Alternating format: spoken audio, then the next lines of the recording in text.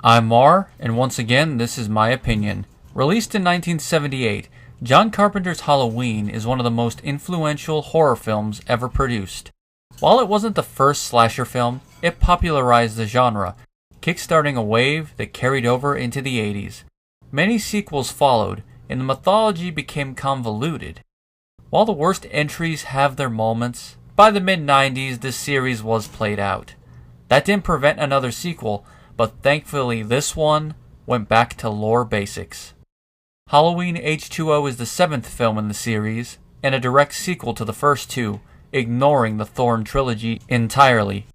Taking place 20 years following Michael's original escape, Laurie Strode is living in California with her teenage son John.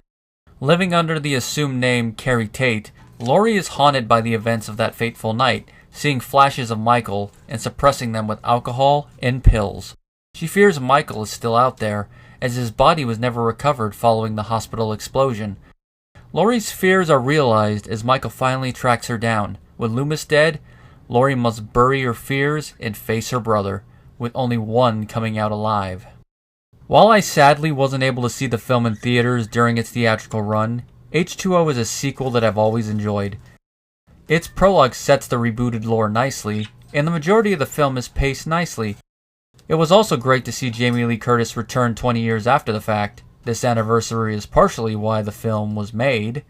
That said, I do have several issues with the lighting. It feels too contemporary, like it's attempting to mimic Scream and other 90s films.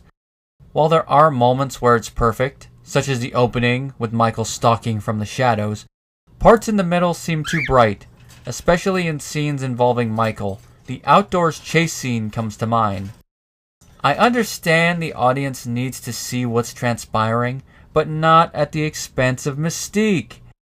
This connects to my issue regarding the mask. We see Michael's eyes way too often. While I'm not against seeing his eyes, even though they were shot out in part 2, they should be shown selectively. While the Thorn trilogy has story flaws, this is one aspect those films did right. To be fair, H20 did have a production issue regarding Michael's mask, which could account for this nitpick. For those not in the know, director Steve Miner had K&B design one mask, which they used during early production. This mask can be seen in the teaser trailer and several promotional photos. Miner felt that Michael's mask should be completely devoid of features, which gives this first mask an alien quality. While strange, the dailies did not go over well, resulting in the studio commissioning a second mask behind Miner's back. Following this, a third mask was commissioned, bridging the gap between the first two to satisfy both sides, and make it easier to integrate with footage that couldn't or wouldn't be reshot. All three masks can be spotted in the final film, along with a CGI mask that was overlaid over several shots that couldn't be redone. While I never noticed this shift before, it was easy to notice on this watch. The CGI is horrendous. It makes me wonder why they didn't just cut the scene tighter.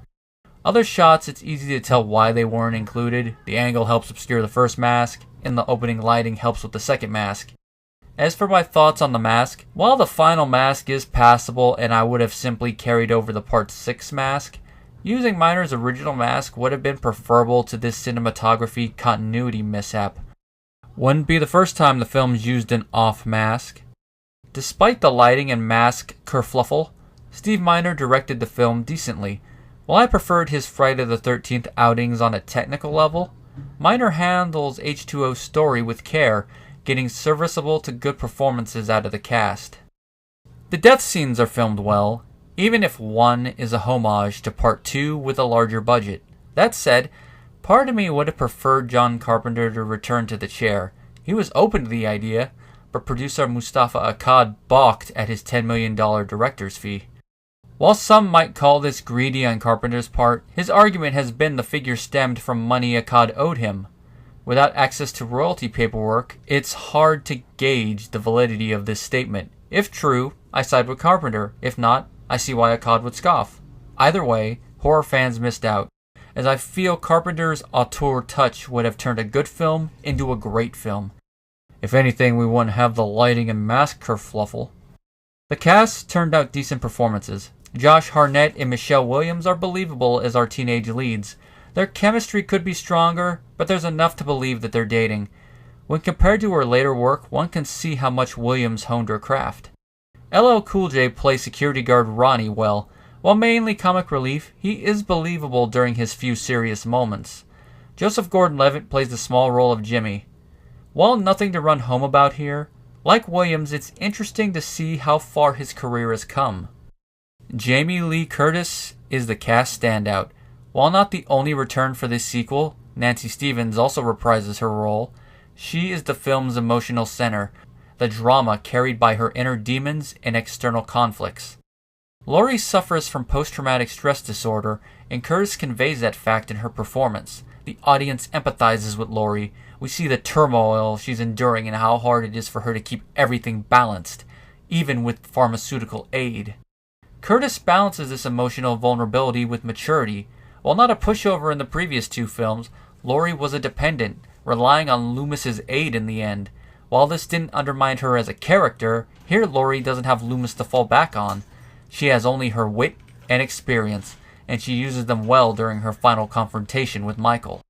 Laurie engages Michael on the Shape's turf, taking the fight to him. The Shape threatens everyone she loves, and the audience feels that as she fights back. This is Laurie's "get away from her, you bitch" moment, and Curtis's performance sells that well, from axe grab to van crash. This leads into the film's ending. Following everything that Michael has put Laurie through, it's logical that she'd see behind the typical "killer is dead but not really" sequel bait ending that is typical of the genre. Instead, she takes charge to prevent the Shape from returning. While this leads to a semi-touching moment with brother and sister reaching out to one another, it culminates with decapitation. After 20 years, Laurie's nightmare is over, ending with her standing tall until resurrection came and messed everything up. Thanks, Akkad. You just had to keep Michael alive and ruin the perfect ending to the series. Ending retcon aside, H20 is a decent film. While I do have issues with its technical aspects, and it is the weakest entry in its trilogy as a whole, Curtis's performance easily balances out the shortcomings and draws me into the plot.